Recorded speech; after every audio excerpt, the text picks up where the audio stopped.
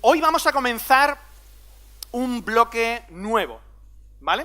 Vamos a comenzar una serie de predicaciones que os animo a que no os perdáis, porque todas son complementarias entre ellas. Todavía no me pongáis la imagen, que me hacéis spoiler. Vamos a ver una serie de predicaciones que están inspiradas en el libro Sígueme, de Carlos Erazo, que si no lo has leído, te lo recomiendo. Y vamos a hablar de cosas que son muy actuales desde mi punto de vista para los tiempos que estamos corriendo.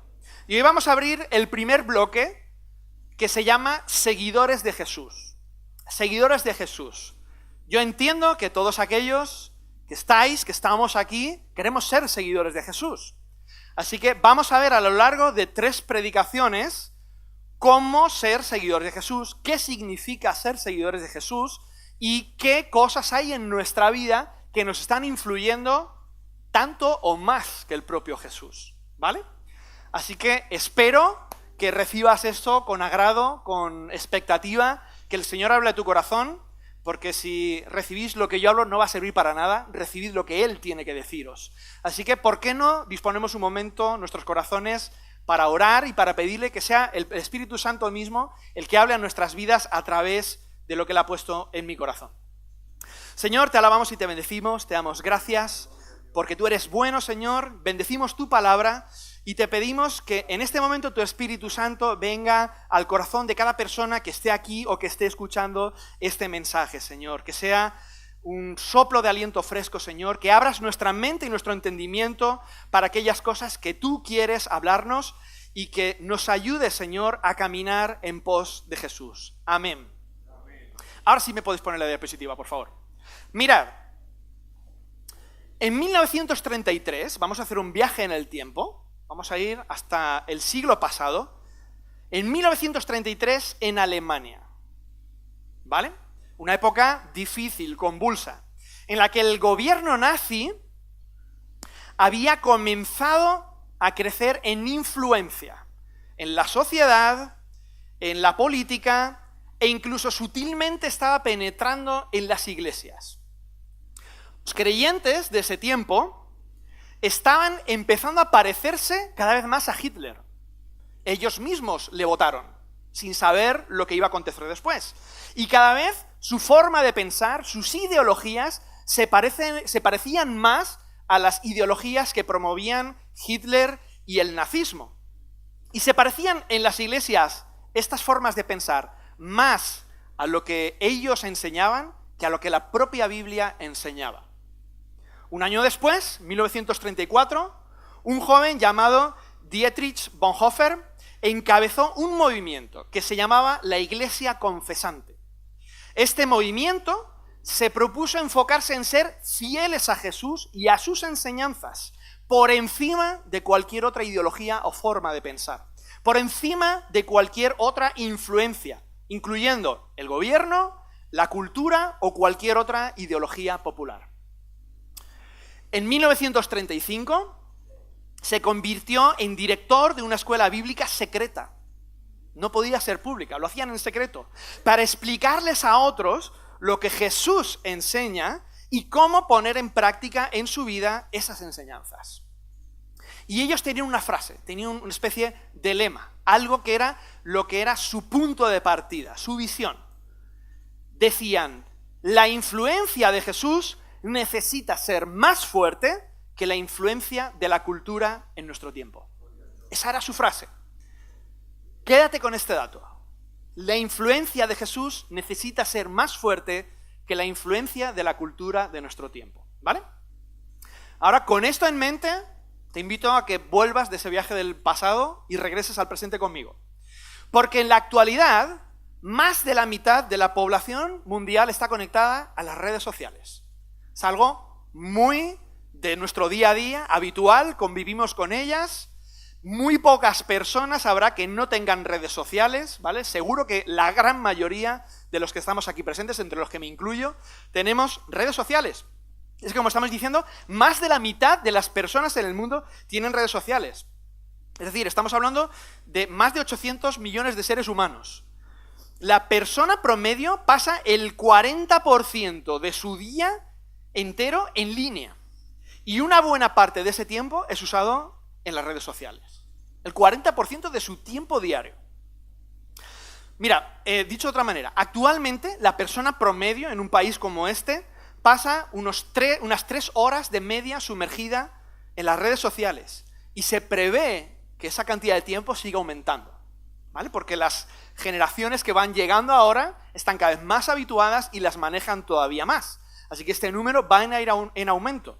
Lo que significa que en conjunto estamos en camino de ser una generación en la que cada persona va a total, ojo al dato, un total de 10 años de su vida conectada a las redes sociales a través de su teléfono. 10 años en total. ¿Vale? Si cogiéramos esas 3 horas aproximadas o aumento de cada día y las juntáramos todas, serían 10 años de nuestra vida conectados a las redes sociales. Hay un estudio que se dio cuenta de que la generación millennial, que es a la cual pertenezco yo, los millennials son los que ahora tienen entre 30 y 45 años aproximadamente, los millennials pasan alrededor de 2.800 horas al año consumiendo contenido digital. Pero solamente 153 horas consumiendo contenido que tiene que ver con su relación con Jesús. Esto es preocupante. El tiempo que pasamos en las redes sociales, la forma en que las usamos, el contenido que compartimos, lo que consumimos y las personas a las que seguimos, todo esto tiene una influencia tan grande en nuestras vidas que en cierta forma no es una exageración decir que las redes sociales y lo que éstas traen nos están influyendo más de lo que pensamos. Las redes sociales nos influyen más de lo que pensamos. Y ojo, no estoy haciendo una apología en contra de las redes sociales, no estoy diciendo que canceles tus redes sociales, que las cierres, simplemente quiero que seas consciente de la influencia de lo que hay en las redes sociales y cómo influye en tu vida. Para la mayoría de nosotros, la influencia de la cultura popular, como estamos diciendo, de las redes sociales y de las ideologías populares son incluso más fuertes que las enseñanzas y las influencias que Jesús tiene en nuestras vidas. Y la mayoría de las veces, esa influencia no es positiva. Eso es lo que nos tiene que preocupar o hacer saltar las alarmas. Y hay un versículo en la Biblia que refleja de cierta manera esta misma situación. Dice el Salmo 18, versículos 5 y 6, me rodeaban las cadenas de la muerte, me envolvían las redes del abismo. Las redes del abismo. Es curioso que utilice las palabras redes. Tal vez el contexto no sea lo mismo, pero está ilustrando un poquito cómo estamos viviendo nosotros actualmente. Porque esta situación en la que David se está viendo a sí mismo como envuelto, rodeado, enredado, podríamos decir también que es muy similar al enredo que nosotros tenemos actualmente con Internet y con las redes sociales. Pero en el mismo Salmo, el mismo David dice un poquito más adelante, en mi angustia invoqué al Señor, lo hemos cantado hoy, en mi angustia invoqué al Señor, me puso a salvo, me libró porque me amaba. Me libró porque me amaba. Esto es muy interesante. Mira, vamos a hacer un pequeño paréntesis, vamos a hacer un poco de etimología, de análisis de los términos. Y quiero que observes un dato curioso. Los términos Internet, página web y redes sociales tienen los tres la palabra red en su término, en su terminología. La palabra Internet está formada por la palabra inter, que significa entre, y net, que es red en inglés. Es decir, es una red digital conectada a otras redes. La palabra web hace referencia a la tela de la araña, que es un tipo de red también. Y las redes sociales, ya lo dice en su propio nombre, son conexiones, redes entre las personas de todo el mundo. Las tres palabras tienen en su definición la palabra red, cosa que es muy curioso. Y cuando estamos sumergidos, me atrevería a decir casi ahogándonos, entre tantas redes, estas se vuelven tan influyentes que pasamos de ser formados por Jesús a ser deformados por ellas. Deformados por ellas. Terminamos convirtiéndonos en una generación enredada. En una generación enredada. Y hablando de enredo, la RAE define enredo como una complicación difícil de salvar o remediar en algún suceso o lance de la vida. Por tanto, estar enredado, como dice la palabra, en nuestro contexto, significa quedar atrapado en algo. Estar atrapado en algo. Y de acuerdo con esta definición, nuestra generación se encuentra actualmente enredada en las redes de Internet. O dicho de otra manera, se encuentra atrapada por las redes y por Internet, por las páginas web que visitamos con frecuencia, las redes sociales que manejamos y las influencias ideológicas que se mueven en ellas. Vivimos, además, enredados en una obsesión con nosotros mismos. Con nosotros mismos. Una encuesta que se realizó en 2022 reveló que en ese año se subieron a las redes 92 millones de selfies. Si alguien no sabe lo que es un selfie, es esto. Es cuando sacas la cámara, te pones a ti y te haces la foto. Y la subes ahí. Yo mismo. Yo. 92 millones de selfies en el año 2022.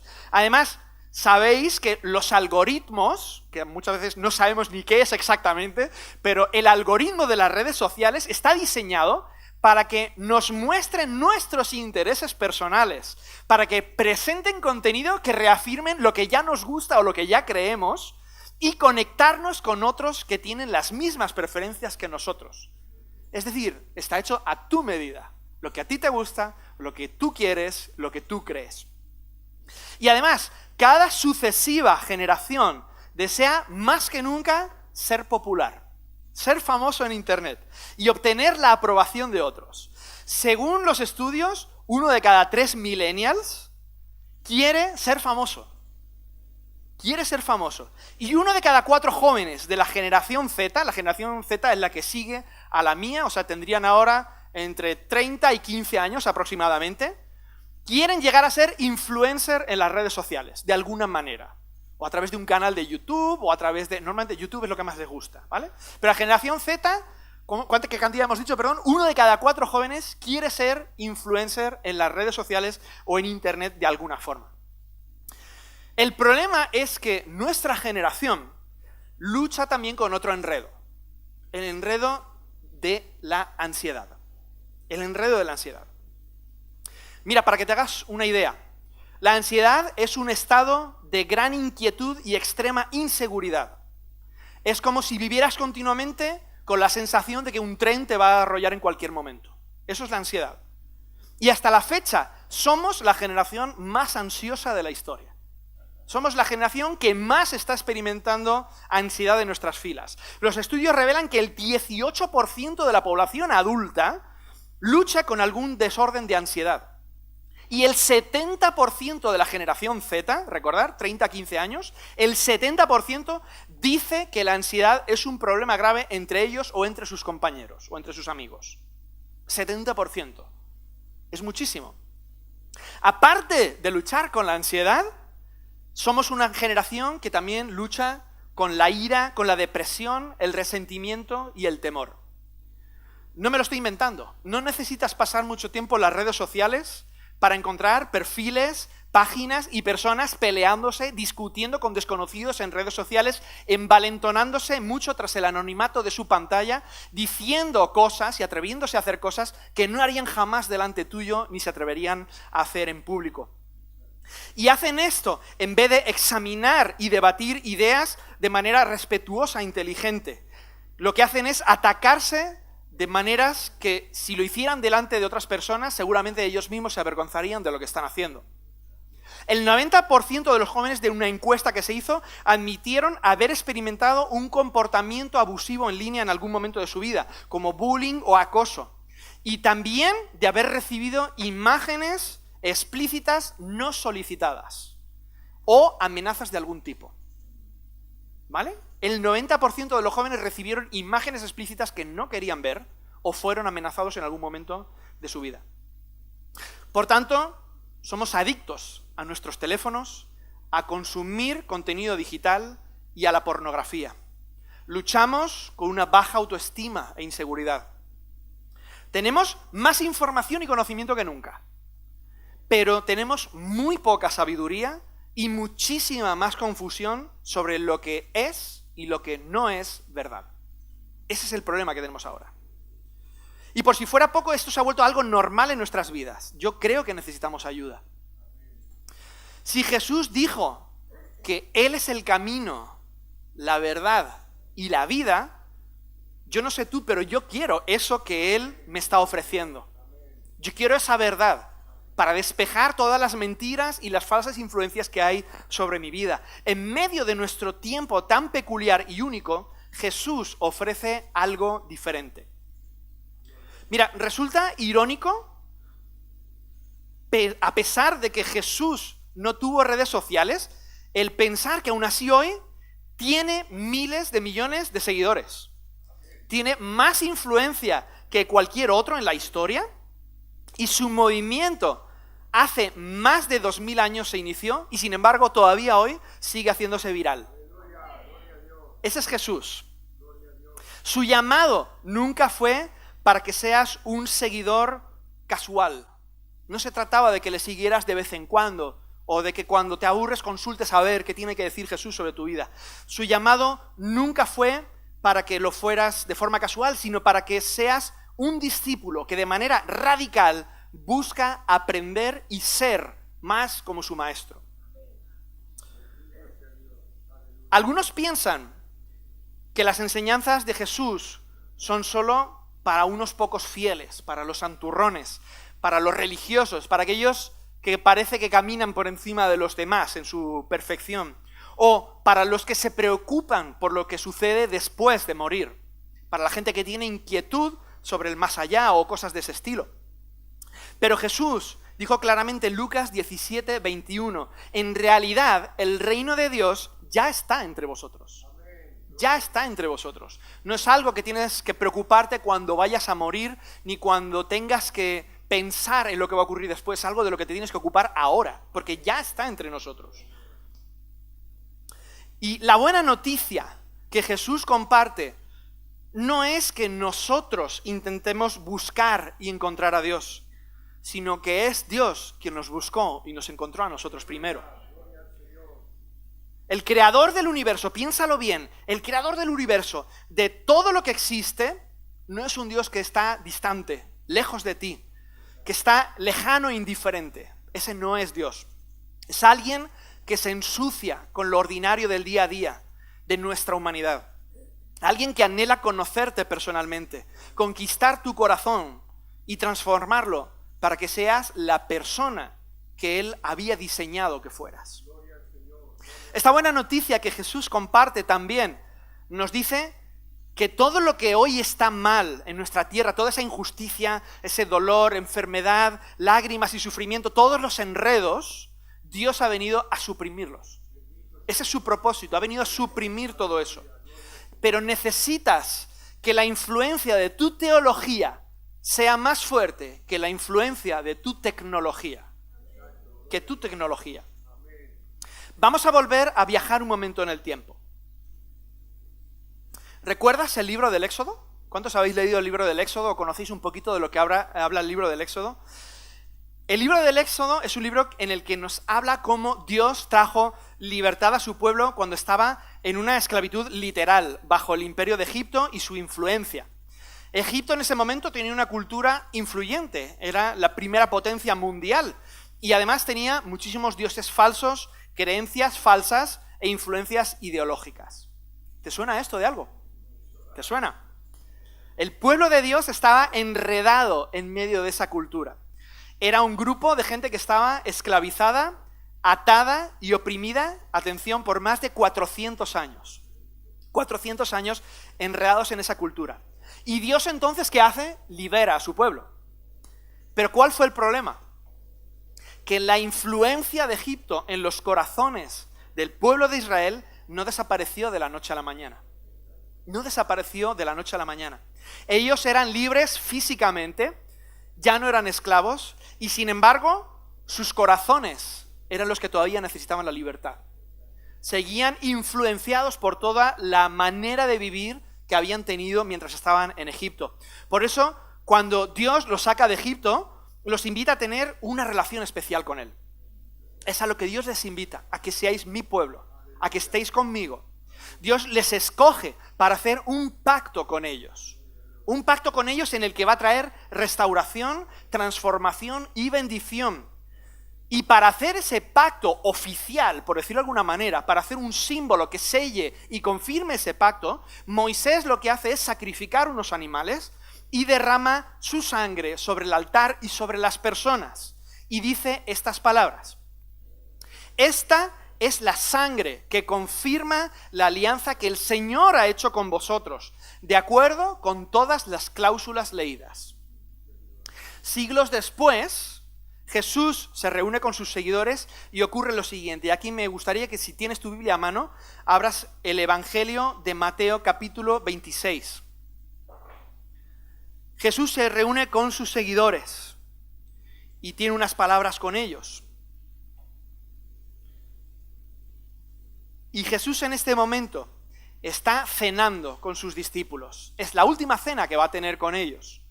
Él sabe que ya no podrá volver a cenar con ellos, Mateo 26, versículo 26, y mientras está hablando con sus seguidores, con sus amigos, con sus discípulos, les dice estas palabras. Dice: durante la cena, Jesús tomó pan, bendijo a Dios, lo partió y se lo dio a sus discípulos, diciendo: tomad y comed, esto es mi cuerpo. Tomó luego en sus manos una copa, dio gracias a Dios y la pasó a sus discípulos, diciendo, y ahora escucha bien: bebed todos de ella, porque esto es mi sangre con la que Dios confirma la alianza y que va a ser derramada en favor de todos para el perdón de los pecados. ¿Ves el paralelismo? ¿Entendéis lo parecido que es lo que Jesús está haciendo en ese momento con lo que Moisés había hecho según las instrucciones de Dios en el tiempo del Éxodo? Jesús está empleando el mismo lenguaje que encontramos en la historia de Israel cuando fue liberada de la esclavitud. El mismo lenguaje, los mismos símbolos, las mismas acciones. El libro del Éxodo trata sobre la libertad que Dios ofrece. Jesús es nuestro nuevo Éxodo. Jesús ha venido para liberarnos de la cultura popular de nuestro propio Egipto, que enreda nuestros corazones. Pero Jesús ha venido a traer verdadera libertad. Una libertad más allá de lo físico, sino una libertad que está en la mente y en el corazón. Mira lo que dijo Jesús en Lucas capítulo 4. Dice: el Espíritu del Señor está sobre mí, porque me ha consagrado para llevar a los pobres la buena noticia de la salvación. Me ha enviado a anunciar la libertad a los presos y a dar vista a los ciegos, a liberar a los oprimidos y a proclamar un año en el que el Señor concederá su gracia. 2 veces está diciendo Jesús que va a traer libertad en este mensaje, en esta profecía que estaba dando a todos los que le estaban escuchando. Jesús vino a ofrecer libertad. Libertad de todo lo que te tiene atrapado, enredado, frustrado, atascado, de todo aquello a lo que eres adicto, de todo lo que te tiene atado, de todo lo que te deprime. Libertad de tus problemas, de tus preocupaciones y de tus heridas personales. Vino con el propósito de rescatarte de cualquier influencia que pueda haber enredado tu corazón. Yo necesito esa libertad. Estoy seguro de que todo lo que estamos viviendo, las redes sociales, el mundo que nos rodea, influye en mi vida, igual que influye en la tuya. Puede ser que tú estés lidiando con alguna adicción al teléfono tal vez, o con la pornografía. Puede ser una obsesión con algo que te hace daño. Puede ser una ideología o una creencia falsa sobre algo en tu vida que además te está trayendo consecuencias negativas. Puede ser una relación que tienes con otra persona que te está haciendo daño. Puede ser que tengas un corazón que desea lo contrario a lo que Dios trae para tu vida. Puede ser un hábito, una influencia, la religiosidad o tratar de fingir ser alguien que no eres, que es algo que se da mucho también en las redes sociales, donde se muestra todo lo bonito, pero no lo demás, la otra cara de la moneda. O tal vez es un estilo de vida espiritual mediocre en el que estás viviendo, que se conforma con menos de lo que Dios te ha llamado a vivir. No sé cuál es el problema o el enredo en el que tú estás, pero seguro que alguno de los que he dicho te puedes ver identificado. Y si no, piensa en aquel en el que puedes estar, porque Jesús desea hacerte libre de ello. Él mismo dijo en Juan 8:36, por eso, si el Hijo os da libertad, seréis verdaderamente libres. Si el Hijo os da libertad, seréis verdaderamente libres. En ningún otro hay libertad, solo en Jesús. Si tú quieres ser liberado de eso que está en tu vida, acércate a Jesús en esta mañana. Voy a pedir al grupo de alabanza y a los hermanos que van a servir la Santa Cena que se vayan preparando. Y yo sigo hablando contigo que me estás escuchando. Préstame atención un momento. Te hago una pregunta. ¿Crees que Jesús vino para ofrecerte libertad? ¿Tú crees que Él puede hacerte libre? ¿Le crees cuando Él dijo que no había nada imposible para Dios? ¿Crees que la vida que te ofrece Jesús es mejor que la que ofrece cualquier otra ideología, movimiento, tendencia o moda? Si tu respuesta es sí, entonces Jesús te hace una sencilla invitación. Sígueme. Esta es la palabra que hoy Jesús te da. Sígueme. Ponte de pie, vamos a pasar a tomar la Santa Cena. Y escucha este llamado que Jesús está haciendo. Si has sido bautizado conforme a la costumbre evangélica, puedes compartir la Santa Cena con nosotros. Si no, como enseñan las Escrituras, mejor abstente por tu propio bien. Pero escucha en cualquier caso el llamado que Jesús te está haciendo. Jesús hoy te tiende la mano y te dice, sígueme. Quiero ser tu maestro, quiero que seas mi seguidor. Y en la próxima sesión hablaremos de lo que implica seguir a Jesús, de lo que implica que el maestro te haga esta invitación. Pero hoy es muy sencillo. ¿Quieres ser libre en tu vida? Entonces sígueme. Pasa aquí delante y toma la Santa Cena.